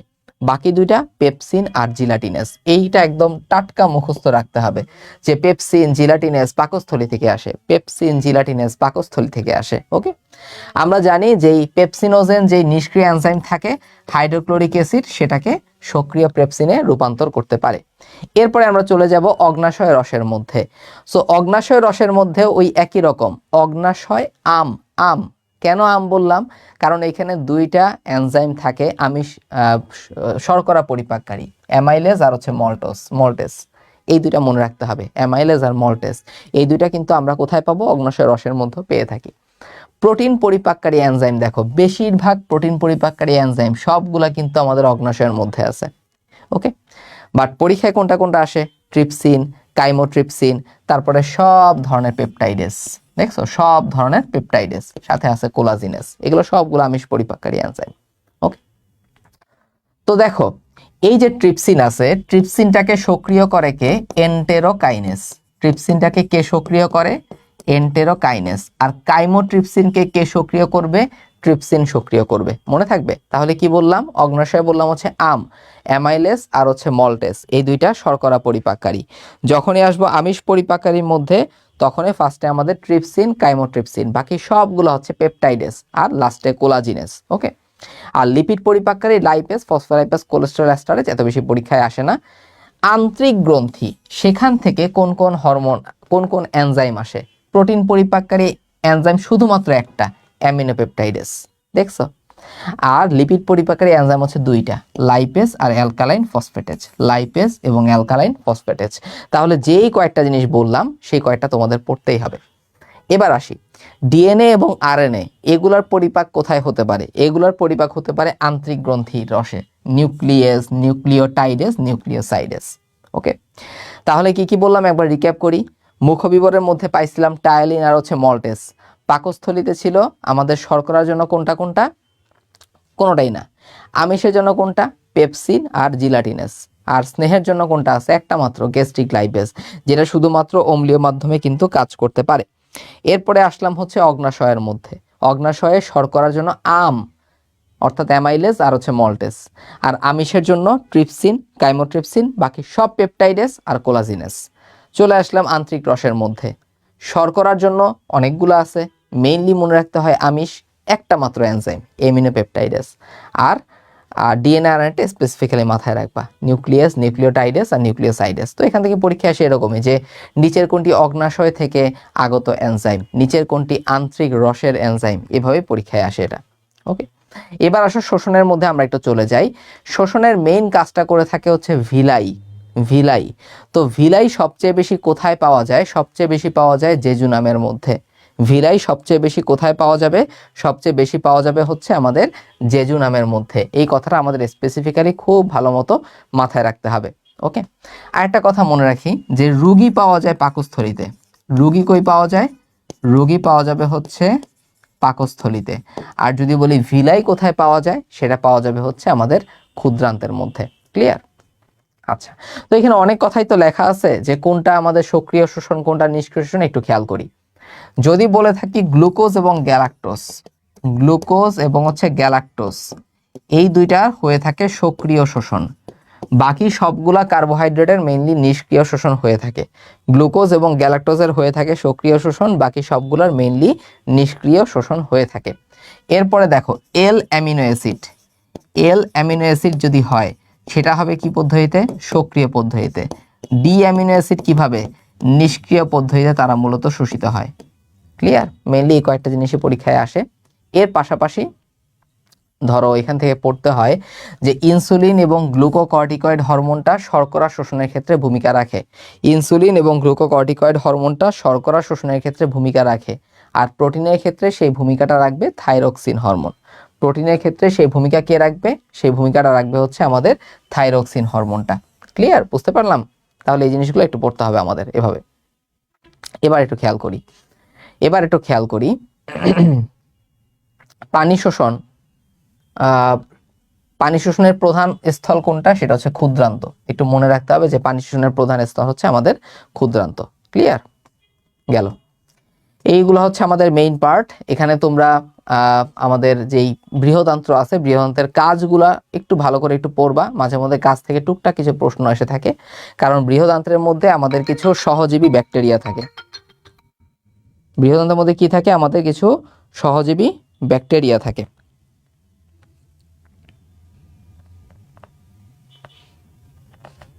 ওকে,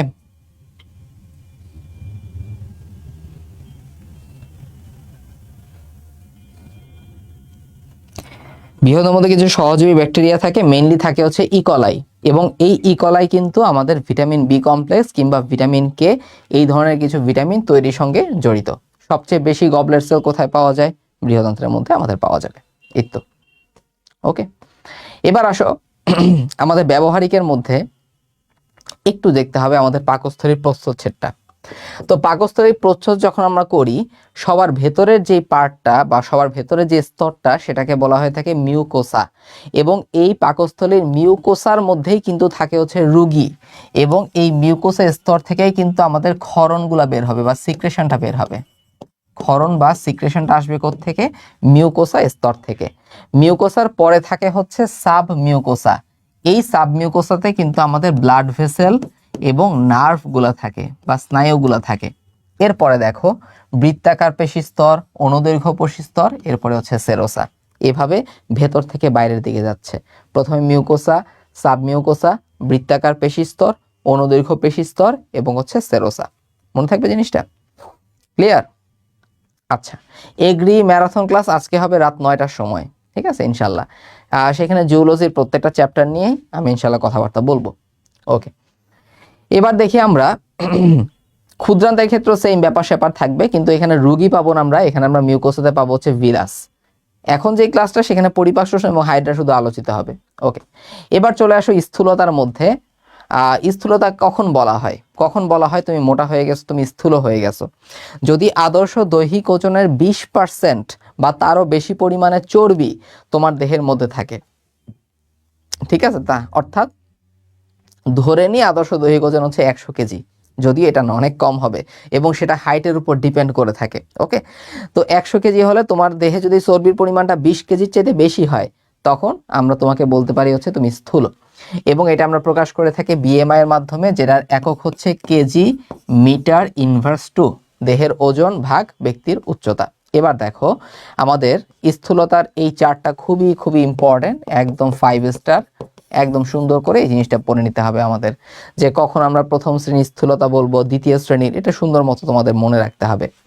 তো এই স্থূলতার জন্য আমরা যে সার্জারিটা করে থাকি অথবা যেই চিকিৎসাবিদ্যার যে শাখাটা, সেটাকে বলা হয় বেরিয়াট্রিক্স। এই স্থূলতার জন্য অনেক অনেক রোগ হতে পারে, যেমন হার্টের সমস্যা বা করোনারি হৃদরোগ। পরীক্ষায় আসে যে কোন ধমনী হৃৎপিণ্ডে রক্ত সরবরাহ করে, অ্যান্সার হবে করোনারি। কোন ধমনী ব্রেইনে রক্ত সরবরাহ করে, অ্যান্সার হবে ক্যারোটিড ধমনী। ওকে, তাহলে আমাদের যখন হার্টের সমস্যা তখন স্ট্রোকের সমস্যা হতে পারে। উচ্চ রক্তচাপ বা হাইপার টেনশন, তাদেরই কিন্তু হার্টের সমস্যা বা স্ট্রোকের ব্যাপারটা অনেক বেশি হয়ে থাকে। যকৃতের অসুখ, পিত্তথলির অসুখ হইতে পারে, কিংবা দেহের ওজন যদি বেশি হয় তখন দেখা যায় হাঁটুর জয়েন্টগুলোতে, হাঁটুতে অনেক বেশি প্রেসার পড়ে, তখন অস্টিও আর্থ্রাইটিস পর্যন্ত হতে পারে, বন্ধ্যাত্ব হতে পারে এবং টাইপ 2 ডায়াবেটিস হতে পারে। 2 ধরনের ক্যান্সারের কথা বইয়ের মধ্যে লেখা আছে, স্তন ক্যান্সার এবং কোলন ক্যান্সার। সো বেরিয়াট্রিক্সের সাথে জড়িত কোন কোন রোগ আছে এটা আমাদের অবশ্যই মাথায় রাখতে হবে, কোন কোন রোগ আছে। ওকে, তাহলে আমরা পড়লাম করোনারি হৃদরোগ, স্ট্রোক হতে পারে, যকৃতের অসুখ, পিত্তথলির অসুখ, তারপরে স্লিপ অ্যাপনিয়া, মানে ঘুমাইতে যখন যাবা তখন তোমার শ্বাস বন্ধ হয়ে গেছে, এটা হচ্ছে স্লিপ অ্যাপনিয়া, এটার সঙ্গে স্থূলতার সম্পর্ক থাকে। ওকে, কি কি কারণে স্থূলতা হতে পারে একবার রিডিং দিবা, এত বেশি ইম্পর্টেন্ট না। কোন কোন অসুখে স্থূলতা হয় একটু বেশি ইম্পর্টেন্ট, যেমন ধরো কুশিং সিনড্রোম, হাইপোথাইরয়েডিজম। হাইপো মানে হচ্ছে কম, তোমার দেহে থাইরয়েড হরমোনের মাত্রা যদি কমে যায় তখন সেটাকে বলা হয় হাইপোথাইরয়েডিজম। কুশিং সিনড্রোম, হাইপোথাইরয়েডিজম, আর হচ্ছে peaks, polycystic ovary syndrome, peaks. এই 3টা অসুখে স্থূলতা বাড়ে। কিছু কিছু ওষুধ আছে যার জন্য স্থূলতা বাড়তে পারে, যেমন স্টেরয়েড, ঠিক আছে, কর্টিকোস্টেরয়েড। তারপর তুমি খুবই হতাশ, তো ঘুমের বড়ি খাচ্ছ বা হতাশার জন্য বড়ি খাচ্ছ, সেটা কোনটা, অ্যান্টি ডিপ্রেসেন্ট, কিংবা ওরাল কন্ট্রাসেপটিভ পিল, ওসিপি বা জন্ম বিরতিকরণ পিল, এগুলোর জন্য কিন্তু কি হয়, স্থূলতা বাড়তে পারে। ওকে, এই তো, তাহলে এই হচ্ছে আমাদের মোটামুটি। আর বেড সার্জারিগুলো এটা পর দেখতে পারো যে কোন কোন সার্জারি করা হয় বেডের ক্ষেত্রে, যেমন ল্যাপারোস্কোপি আছে, gastric bypass, gastric sleeve, just জেনে রাখলা, এত বেশি পরীক্ষায় আসে না। এরপরে দেখো আমাদের পেপটিক আলসারের প্রধান কারণ বা সাধারণ কারণ হচ্ছে এইচ পাইলোরি, এই জিনিসটা জেনে রাখবা এখান থেকে। তারপরে পিত্তথলির পাথর যেটা আছে, এই যে পিত্তথলির পাথরের কথা লেখা আছে, এই পিত্ত পাথরের মধ্যে কোন ধরনের ধাতু থাকতে পারে, ক্যালসিয়াম ধাতু থাকতে পারে, সাথে কোলেস্টেরল আর বিলিরুবিন মিলেমিশে এটা করতে পারে। ইরিটেবল বাওয়েল সিনড্রোম বা আইবিএস, এই ধরনের পেশেন্টের ক্ষেত্রে দেখা যায় কখনো কখনো তার কনস্টিপেশন বেশি হচ্ছে, কখনো কখনো তার ডায়রিয়া বেশি হচ্ছে। ওকে, তারপরে দেখো লিভার সিরোসিস। লিভার সিরোসিস কোনটা, হেপাটাইটিস থেকে এটা হতে পারে, যেমন hepatitis B virus, hepatitis C virus, তারা যকৃতের প্রদাহ করে, মানে হেপাটাইটিস করে। ওকে, সো এই হেপাটাইটিস থেকে পরবর্তীতে লিভার যদি অনেক বেশি খারাপ অবস্থা হয়ে যায় তখন সেটাকেই বলা হয়ে থাকে লিভার সিরোসিস, এবং সেখানে ফ্যাটি লিভার বা যকৃতে অতিরিক্ত চর্বি জমে যাওয়া, এই কয়েকটা জিনিস এখানে দেয়া আছে। ওকে, এত বেশি পড়ার দরকার নাই, জাস্ট জেনে রাখবা কোনটার জন্য কি হয়ে থাকে। অ্যাপেন্ডিসাইটিস মানে কি, অ্যাপেন্ডিক্সের প্রদাহকে আমরা বলে থাকি অ্যাপেন্ডিসাইটিস। অ্যাপেন্ডিক্সটা কোথায় যুক্ত থাকে, সিকামের সাথে মূলত তারা যুক্ত থাকে। কোথায় যুক্ত থাকবে, সিকামের সাথে তারা মূলত যুক্ত থাকে, এটা আসে পরীক্ষায়। অ্যাপেন্ডিক্স কোথায় যুক্ত থাকে, সিকামের সঙ্গে মূলত তারা যুক্ত থাকে। ওকে, তাহলে এই হচ্ছে আমাদের পরিপাক চ্যাপ্টারটা আমরা রিক্যাপ করলাম খুব সুন্দর মতো, এখন বাসার মধ্যে পড়ে নিবা। এবার আমরা খুব অল্প সময়ের মধ্যে হাইড্রা চ্যাপ্টারটা হচ্ছে সুন্দর মতো পড়ে নিব, ঠিক আছে। চলো হাইড্রা চ্যাপ্টারটা আমরা একটু দেখে ফেলি। তাহলে পরিপাক চ্যাপ্টার আশা করি তোমরা এখন একটা ওভারঅল একটা ধারণা পেয়ে গেছো যে রিভিশন দেওয়ার জন্য কোন কোন জিনিসগুলো বেশি ইম্পর্টেন্ট, কোন কোন জায়গাগুলো থেকে বেশি প্রশ্ন আসে। সো খুব সুন্দর মতো এই প্রশ্নগুলা অথবা এই চ্যাপ্টারটা যেই ইম্পর্টেন্ট টপিকগুলো আছে সেটা একটু দেখে ফেলতে হবে তোমাদের। তা চলে আসো আমরা হাইড্রার মধ্যে চলে যাই, বেশি সময় ক্ষেপণ আমরা করব না, আমরা সহজে অল্প সময়ের মধ্যে দেখে নিব। তাহলে এই যে আমাদের হাইড্রা আছে, প্রথমেই দেখব হচ্ছে আমাদের এই হাইড্রার মধ্যে কোন কোন হাইড্রা দেয়া আছে বইয়ের মধ্যে, কোন কোন কালারের হাইড্রা আছে, খুব ইম্পর্টেন্ট। যেমন হাইড্রা ভালগারিস, এই হাইড্রা ভালগারিসের কোনো বর্ণ নাই, তারা বর্ণহীন বা কখনো কখনো হলুদ বাদামি বর্ণের হতে পারে। সবুজ হাইড্রার একটা এক্সাম্পল কোনটা? সবুজ হাইড্রার একটা এক্সাম্পল হচ্ছে আমাদের হাইড্রা ভিরিডিসিমা, অথবা এটাকেই বলা হয় ক্লোরো হাইড্রা। আমরা জানি যে ক্লোরো কথার মানেই কিন্তু সবুজ। আর 3 নাম্বার হচ্ছে বাদামি বর্ণের আছে, যেটা হচ্ছে হাইড্রা অলিগ্যাকটিস। তাহলে আমাদের কোন বর্ণের হাইড্রা কোনটা কোনটা একটু দেখতে হবে। এরপরে আমরা খেয়াল করি, আমরা এদের শ্রেণীতাত্ত্বিক অবস্থানটা দেখব যে এরা নিডারিয়া পর্বের প্রাণী এবং এদের ক্লাস হচ্ছে হাইড্রোজোয়া ক্লাস। এদের ক্লাস কোনটা? এদের ক্লাস হচ্ছে হাইড্রোজোয়া ক্লাস। এদের অর্ডার কোনটা? Hydroida, ida order, ida order, ida order, এভাবে মাথায় রাখবা। আর হাইড্রোজোয়া হচ্ছে এদের ক্লাস। ওকে, মেইনলি হচ্ছে এই কয়েকটা জিনিস বেশি ইম্পর্টেন্ট। তো নিডারিয়া পর্বের যতগুলো বৈশিষ্ট্য আছে, যেমন তারা অরীয় প্রতিসম কিংবা তাদের সিলেন্টেরন অথবা গ্যাস্ট্রোভাস্কুলার বা পরিপাক সংবহন গহ্বর থাকে, তারপর নিডারিয়া পর্বের প্রাণীতে নিডোসাইট কোষ পাওয়া যায়, এগুলো তো প্রাণীর বিভিন্ন শ্রেণীবিন্যাস চ্যাপ্টারে তোমরা পড়ছো। এর বাইরে কিছু জিনিস আমাদের দেখতে হয়, যেমন ধরো প্রশ্ন আসে কোত্থেকে, এই যে হাইড্রার দেহ, এটাকে 3 ভাগে মূলত ভাগ করা হয়, হাইপোস্টম, দেহকাণ্ড আর হচ্ছে পদতল। তো দেখো আমাদের হাইড্রার দেহকাণ্ডের মধ্যে কয়েকটা অংশ থাকে, একটা হচ্ছে কোর্শিকা, মুকুল আর জননাঙ্গ। এটাই পরীক্ষায় আসে যে নিচের কোনটি হাইড্রার দেহকাণ্ডের অংশ। কোর্শিকা, মুকুল এবং জননাঙ্গ, এই 3টা আমাদের জিনিস। নেমাটোসিস্ট ব্যাটারি বা নিডোসাইট কোথায় পাবো আমরা? আমরা পাবো হচ্ছে আমাদের কোর্শিকার মধ্যে। মুকুল কখন বেশি হয়? গ্রীষ্মকালে মুকুলটা বেশি আসে, আর যখন হয় হচ্ছে শীতকাল বা হেমন্তকাল, তখন হয় তার যৌন প্রজনন। তাহলে মুকুলের মাধ্যমে হবে অযৌন প্রজনন। ঠিক আছে, মুকুলের মাধ্যমে কি হবে? অযৌন প্রজনন বা অঙ্গজ প্রজনন। আর যৌন প্রজননটা হবে হেমন্ত বা শীতকালে। এখন শুক্রাশয়ের আকার কিরকম? শুক্রাশয় হয়ে থাকে কোণাকৃতির। ডিম্বাশয়ের আকৃতি কিরকম? ডিম্বাশয় হয়ে থাকে আমাদের গোলাকৃতির। এই 2টা কথা, উপরে থাকবে শুক্রাশয়, নিচে থাকবে হচ্ছে ডিম্বাশয়। যে কয়েকটা কথা বললাম, এই কয়েকটা কথা থেকে এই প্রশ্ন আসে। এবার আসো, এই যে নিডারিয়া পর্বটা আছে, আমরা জানি তারা হয়ে থাকে ডিপ্লোব্লাস্টিক অথবা দ্বিস্তরী প্রাণী, অর্থাৎ তাদের 2টা লেয়ার থাকে ভ্রূণ স্তরে, অ্যাক্টোডার্ম আর হচ্ছে অ্যান্ডোডার্ম। কোনো মেসোডার্ম থাকবে না, মেসোগ্লিয়া থাকে যেখানে কোনো কোষ থাকে না। সো এই অ্যাক্টোডার্ম থেকেই কিন্তু আমরা পাই এপিডার্মিস, আর অ্যান্ডোডার্ম থেকে আমরা পাবো হচ্ছে গ্যাস্ট্রোডার্মিস। এই কথাগুলো বইয়ের মধ্যে সুন্দর মতো দেয়া আছে, একবার দেখে নিব আমরা জাস্ট, এত বেশি কঠিন কিছু না। এবার আসো বিভিন্ন কোষের মধ্যে। সো কোষ থেকে প্রশ্ন আসে, নিচের কোনটি এপিডার্মিসের কোষ, নিচের কোনটি গ্যাস্ট্রোডার্মিসের কোষ। তাহলে দেখো, গ্যাস্ট্রো কথার মানে হচ্ছে পরিপাক। সো পরিপাক মানে কি? পুষ্টি দরকার। পরিপাক করার জন্য তোমার এনজাইম লাগবে না, আসবে কোত্থেকে? গ্রন্থি কোষ থেকে। আমরা জানি যে হাইড্রার কোনো স্বাভাবিক মৃত্যু নাই। কারণ কি? কারণ তার দেহের যে ইন্টারস্টিশিয়াল কোষ থাকে, সেটা যে কোনো ধরনের কোষে কিন্তু রূপান্তরিত হতে পারে। সো ইন্টারস্টিশিয়াল কোষ তো অবশ্যই থাকবে। আর নার্ভ সাপ্লাই লাগবে না? লাগবে তো। এই জন্য স্নায়ু কোষ, সংবেদী কোষ, এই 5টা হচ্ছে আমাদের কিসের অংশ? আমাদের গ্যাস্ট্রোডার্মিসের অংশ। সেম ব্যাপার খেয়াল করো, গ্রন্থি কোষ, স্নায়ু কোষ, সংবেদী, ইন্টারস্টিশিয়াল, এই 4টা আমরা কিন্তু কোথায় পাবো? এপিডার্মিসের মধ্যেও পাবো। কিন্তু পরীক্ষায় একটা ব্যাপার আসে, পেশি আবরণী কোষ কোথায় থাকে? এপিডার্মিসে। এপিডার্মিসের পেশি আবরণী কোষেরই গ্যাস্ট্রোডার্মিসে গিয়ে নাম হয় পুষ্টিকোষ। বুঝতে পারছো জিনিসটা? এবং মোস্ট ইম্পর্টেন্টলি আসে এই 2টা, জনন কোষ আর নিডোসাইট, জনি। এই জনি এইটা পাওয়া যায় হচ্ছে কোথায়? শুধুমাত্র এপিডার্মিসে বা বাইরের কোষ স্তরে। জনন কোষ এবং নিডোসাইট এই 2টা পাওয়া যায় শুধুমাত্র কোথায়? আমাদের বাইরের কোষ স্তরে বা এপিডার্মিসের মধ্যে। ক্লিয়ার গেল? তাহলে এরপর একটু খেয়াল করি, এই পেশি আবরণী কোষের মধ্যে একটা কথা আমাদের মনে রাখতে হবে যে মায়োনিম নামক তন্তু পাওয়া যায়। এই জিনিসটা আমরা একটু খেয়াল রাখবো আলাদাভাবে। ইন্টারস্টিশিয়াল কোষ যে কোনো ধরনের কোষে তারা মূলত রূপান্তরিত হতে পারে, এবং মোট ৪৫ দিন পর পর তাদের ইন্টারস্টিশিয়াল কোষগুলো প্রতিস্থাপিত হয়। একটু দেখে রাখবো আমরা। সংবেদী কোষ আর স্নায়ু কোষ, মনে রাখতে হয় যে সংবেদী কোষটা কিভাবে থাকে, সমান্তরালে থাকে। সংবেদী কোষ কিভাবে থাকে, সংবেদী কোষটা কিভাবে থাকে আমাদের পেশি আবরণী কোষের সাথে সমকোণে। ঠিক আছে, পেশি আবরণী কোষ সমকোণে বলতে কি বোঝানো হয়েছে, ধরো এই হচ্ছে আমাদের পেশি আবরণী কোষ আর এই বরাবর থাকবে সংবেদী কোষ, তাহলে দেহের সমান্তরালে কিন্তু পেশি আবরণী কোষের সমকোণে।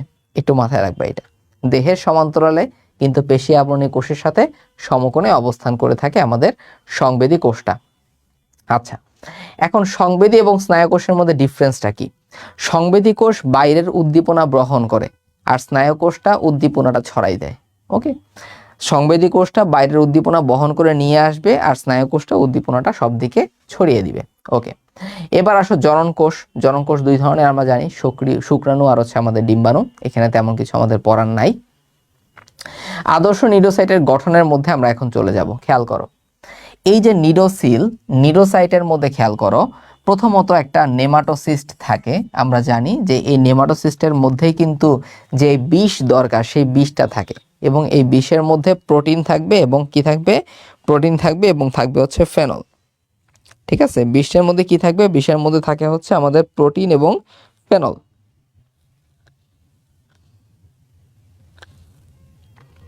ওকে, প্রোটিন এবং ফেনল এটা থাকবে কোথায়, এটা থাকবে হচ্ছে এই নেমাটোসিস্টের মধ্যে। তারপরে খেয়াল করো, এই যে নিডোসিল আছে, এই নিডোসিলটা ট্রিগারের মতো কাজ করে। যখন নিডোসিলটার উপর প্রেসারটা পড়বে তখনই কিন্তু এই নেমাটোসিস থেকে নেমাটোসিস ব্যাটারিটা ওপেন হয়ে যাবে। ঢাকনা হিসেবে কে কাজ করবে, ঢাকনা হিসেবে কাজ করে থাকে মেইনলি অপারকুলাম, ঢাকনা হিসেবে কাজ করে থাকে। আচ্ছা, এবার আসো এই নেমাটোসিস্টের প্রকারভেদটা পরীক্ষার মধ্যে আসে। তো মনে রাখতে হয় সবচেয়ে বড় নেমাটোসিস্ট কোনটা, স্টিনোটিল। এটা হচ্ছে সবচেয়ে বড় নেমাটোসিস্ট, এটা হচ্ছে স্টিনোটিল। সবচেয়ে ছোট কোনটা, এস্টেরিওলিন গ্লুটিনেন্ট। এটা হচ্ছে সবচেয়ে ছোট। বড় কোনটা, ছোট কোনটা, এই দুইটা আমাদের লাগবে মেইনলি।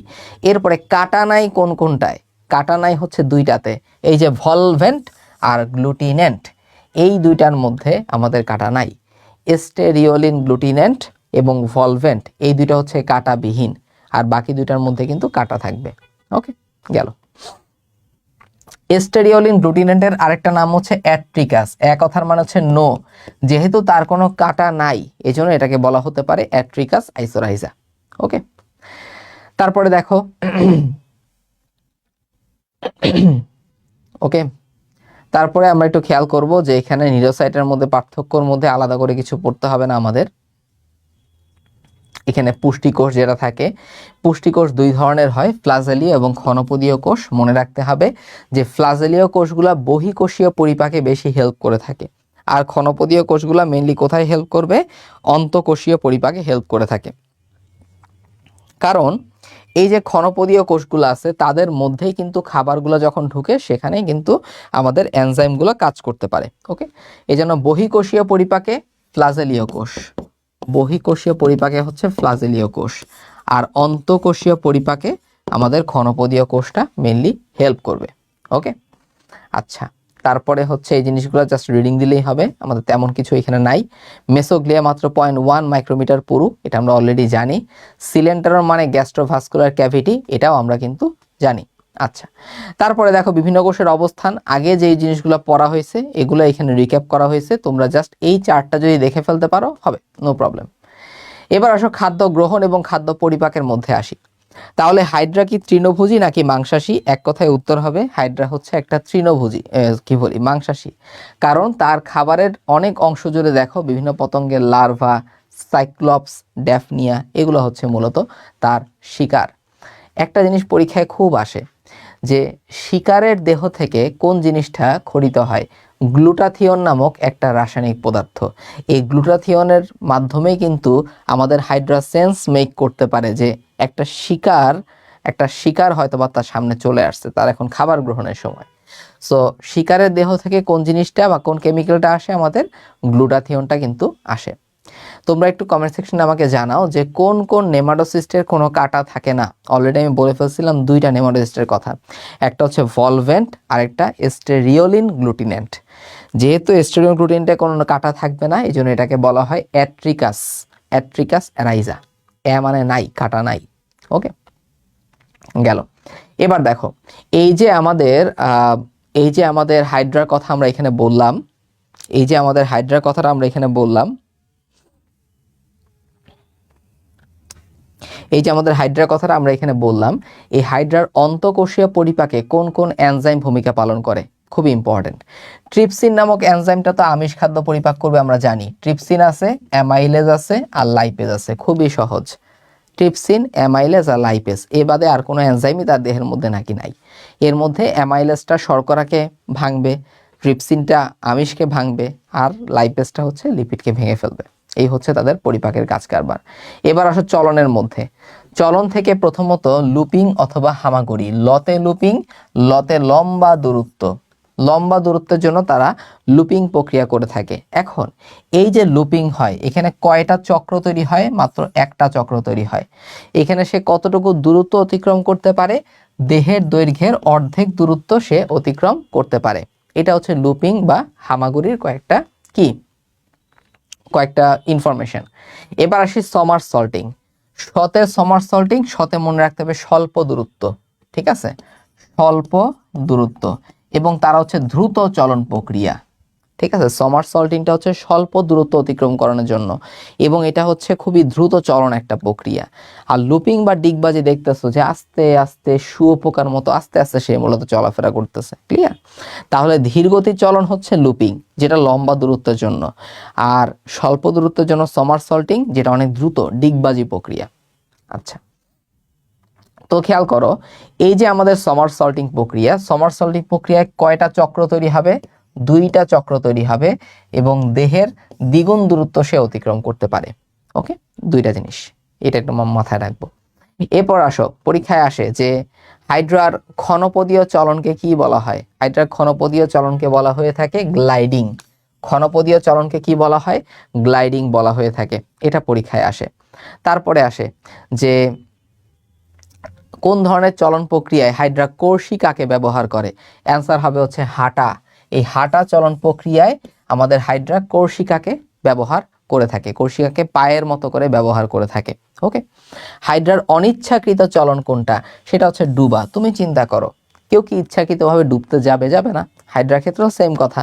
সো অনিচ্ছাকৃত চলন হবে হচ্ছে হাইড্রা কোনটা? ড্রাউনিং বা ডুবা। তাহলে পড়লাম কোনটা কোনটা আমরা। যদি বলি যে হাইড্রা কোর্সিকাকে পায়ের মতো ব্যবহার করে কোন ধরনের চলন প্রক্রিয়ায়, তখন এটার অ্যান্সার হবে কোনটা? অ্যান্সার হবে হচ্ছে আমাদের অ্যান্সার হবে কোনটা? হাঁটা প্রক্রিয়ায়। ওকে, দুইটার মধ্যে পার্থক্য কি একবার জাস্ট দেখে নিবা, বাট মোস্ট ইম্পর্টেন্ট পয়েন্ট হচ্ছে কয়টা চক্র তৈরি হলো, সে কতটুকু দূরত্ব অতিক্রম করতে পারলো। এবার আসো হাইড্রার শ্বসনের মধ্যে। আমরা জানি যে নিডারিয়াতে কিন্তু কোনো নির্দিষ্ট কি থাকবে না, কোনো নির্দিষ্ট তন্ত্র থাকবে না, ঠিক আছে। নিডারিয়ার মধ্যে আমাদের কি থাকবে না? আমাদের কোনো শ্বসন অঙ্গ কিংবা কোনো রেচন অঙ্গ, এই জিনিসগুলো থাকে না। এবং নিডারিয়াতে কিন্তু আমরা কোনো অঙ্গ খুঁজে পাই না। আমরা এটা জানি যে পরিফেরার পরেই তো নিডারিয়া, পরিফেরা কিন্তু কোনো টিস্যু থাকে না, আর নিডারিয়াতে কোনো অঙ্গ থাকবে না। প্রথম অঙ্গ আমরা কখন খুঁজে পাই? প্লাটিহেল মিনথেসে গিয়ে, তাই না? সো এদের কোনো সুনির্দিষ্ট শ্বসন অঙ্গ বা রেচন অঙ্গ থাকবে না, ব্যাপনের মাধ্যমে সবকিছু হবে, ব্যাপনের মাধ্যমে এদের সবকিছু হয়ে থাকে। আচ্ছা, তারপরে আসবে হচ্ছে কোনটা? কয়টা এখানে উত্তেজনার ব্যাপারগুলো দেয়া আছে, যেমন অ্যানোডের প্রতি তার দেহ একটু বাঁকাই নেয়, কিংবা সে শীতল পানি একটু পছন্দ করে থাকে, টেম্পারেচারে যদি 20 ডিগ্রি সেলসিয়াস থাকে তাহলে তো লারে লাপ্পা, খুবই ভালো। তো এই কয়েকটা পয়েন্ট তোমরা একটু দেখতে পারো, এত বেশি ইম্পর্টেন্ট না এখান থেকে। আচ্ছা, এবার আসো হাইড্রার জননের মধ্যে আমরা একটু চলে যাব। হাইড্রার জননের মধ্যে আমরা জানি যে অঙ্গজ জনন প্রক্রিয়াটাকে বলে থাকি আমরা মুকুলোদ্গম। মুকুলোদ্গম হয় হচ্ছে গ্রীষ্মকালে, আর শীতকালে কিংবা হেমন্তকালে কি হবে? তার যৌন প্রজননটা হয়ে থাকে। আমরা জানি যে তার দেহকাণ্ডের মধ্যে কোর্সিকা থাকবে, আমাদের জনন কোষ থাকবে, এবং আমাদের কি থাকবে? আমাদের নিউরোসাইটটা কিন্তু থেকে থাকে। ওকে, এটা হচ্ছে আমাদের দেহকাণ্ডের মধ্যে থাকে। উপরে থাকবে শুক্রাশয়, নিচে থাকবে হচ্ছে ডিম্বাশয়। একটু পড়লে আমাদের এনাফ। তারপরে দেখো আমাদের যৌন জননের মধ্যে কি কি জিনিস কথা আছে, যে হাইড্রায় কিন্তু কখনো স্বনিষেক হয় না। যদিও হাইড্রা উভলিঙ্গ হতে পারে, শুক্রাশয় ডিম্বাশয় দুইটাই থাকে, কিন্তু তারা কোনো স্বনিষেক করে না। একটা হাইড্রা অন্য একটা হাইড্রার সাথে কিন্তু তারা যৌন প্রজননে সংযুক্ত হবে। ওকে,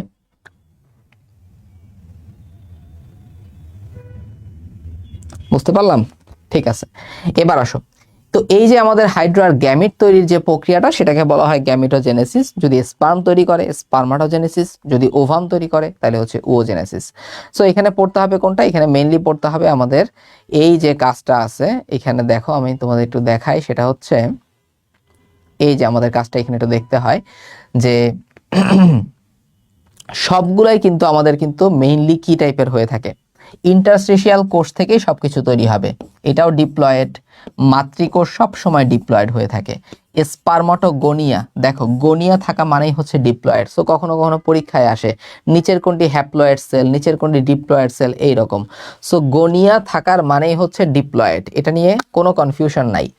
স্পার্মাটোসাইট যখন হব তখনও এটা কিন্তু ডিপ্লয়েড হিসেবেই থাকবে। এই সাইটের মধ্যেই আমাদের মিওসিস হয়ে স্পার্মাটিড হয়। এটা হচ্ছে প্রথম হ্যাপ্লয়েড আর স্পার্মটা হচ্ছে দ্বিতীয় হ্যাপ্লয়েড। সেম ভাবে উওটিডও হ্যাপ্লয়েড, ডিম্বাণু বা ওভামও হচ্ছে হ্যাপ্লয়েড, বাকি সবগুলা কিন্তু ডিপ্লয়েড। ওকে, সো স্পার্মাটোগোনিয়া হোক, উওগোনিয়া হোক, স্পার্মাটোসাইট হোক, উওসাইট হোক, ডিপ্লয়েড সেল। আমাদের হ্যাপ্লয়েড কোনটা কোনটা? স্পার্মাটিড, উওটিড, স্পার্ম, ডিম্বাণু বা ওভাম। মনে থাকবে, এটা পরীক্ষায় আসবে। সো স্পার্মাটিড থেকে স্পার্ম তৈরির প্রক্রিয়াকে কি বলা হয়? স্পারমিওজেনেসিস বলা হয়ে থাকে। স্পারমিওজেনেসিস বলে থাকে। ওকে, এবার আসো পুনরুৎপত্তির মধ্যে ইন্টারস্টিশিয়াল কোষের কথাটাই মেনলি বলা হয়েছে, আলাদা করে তেমন কিছু নাই। এবার আসো মিথজীবিতার ব্যাপারটা একটু খেয়াল করি। হাইড্রার সাথে মেইনলি মিথজীবী অবস্থানে থাকে কে? আমাদের মিথজীবী অবস্থানে থাকবে হচ্ছে সবুজ শৈবাল, এককোষী একটা সবুজ শৈবাল, যেটার নাম হচ্ছে জুওক্লোরেলা। তো সবুজ বর্ণের হাইড্রা হচ্ছে হাইড্রা ভিরিডিসিমা, এটা আমরা আগেই দেখছিলাম, যেটা একটা নাম কিন্তু ক্লোরোহাইড্রা ভিরিডিসিমা। ক্লোরো কথার মানেই হচ্ছে সবুজ, ক্লোরো কথার মানে হচ্ছে কি? সবুজ। এর সঙ্গে এককোষী একটা সবুজ শৈবাল আসে, যেটা হচ্ছে জুওক্লোরেলা, তাদের মধ্যে মিথজীবিতা ঘটে থাকে। সো হাইড্রা কিভাবে উপকার পায়? শৈবাল তাকে খাবার দিবে, তারপরে হচ্ছে শৈবাল তাকে কি দিবে? তাকে হচ্ছে অক্সিজেন দিবে, কারণ সালোক সংশ্লেষণ তো শৈবাল করতে পারবে। তার রেচন পদার্থ, বর্জ্য পদার্থ শৈবাল কি করবে? শৈবাল কাজে লাগাবে। এই তো। সো এটা হচ্ছে মিথজীবী অবস্থানে আমরা বলতে পারি। তো এই হচ্ছে আমাদের হাইড্রা চ্যাপ্টার থেকে মেইনলি পড়াশোনার ব্যাপারগুলো আমরা অল্প সময়ের মধ্যে রিক্যাপ করার চেষ্টা করলাম। আশা করি ক্লিয়ার হয়েছে তোমাদের কাছে।